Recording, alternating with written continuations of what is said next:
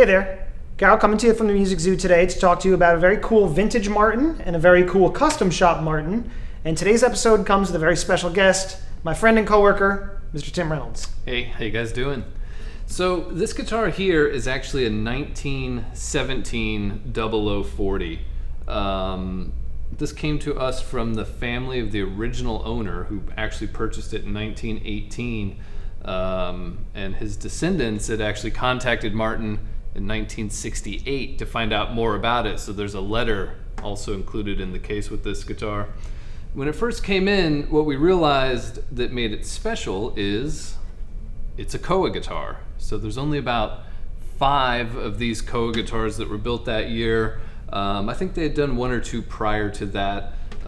This guitar was built around the time of the Hawaiian music craze, I guess you would call it.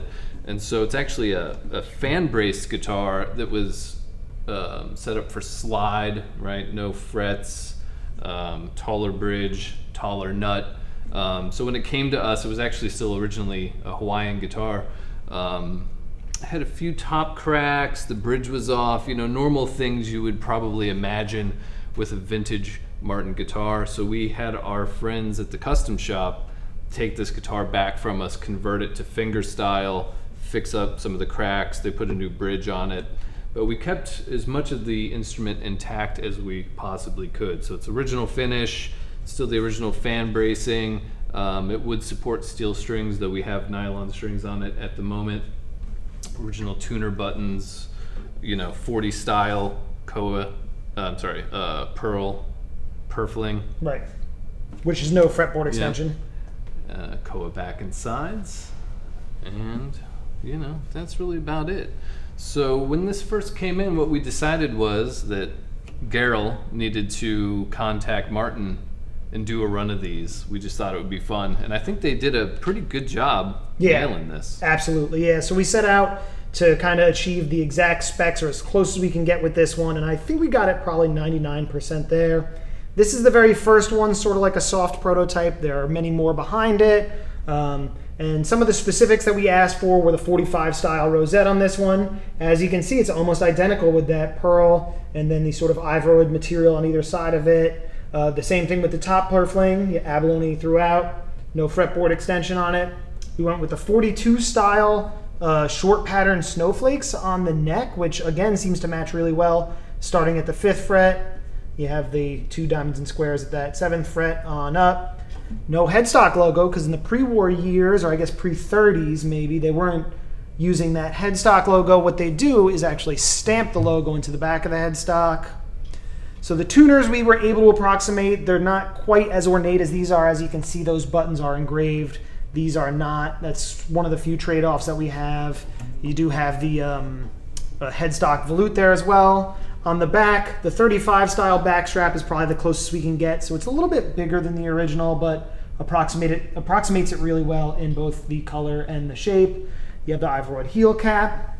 And we went with that vintage toner on the top to make it look like an old guitar and throughout the rest, so it kind of gave it that aged look along the binding and stuff like that. Now the real major difference here is that this is a 00 40 style instrument as well, but it is X-brace, so it is set up for steel string playing on it. Nobody wants a new fan brace guitar. That's for sure. But again, this instrument being fan brace, it's going to be a little bit a different tone, but it is going to support steel strings if you chose. Right.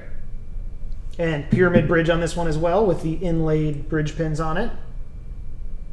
Yeah, I think they nailed it. They did. They did a great job. Probably one difference, I guess, would be that we went with some slightly figured Koa for this run here. The original is pretty plain, but we figured why not have a little bit of fun where we could, right? Yeah.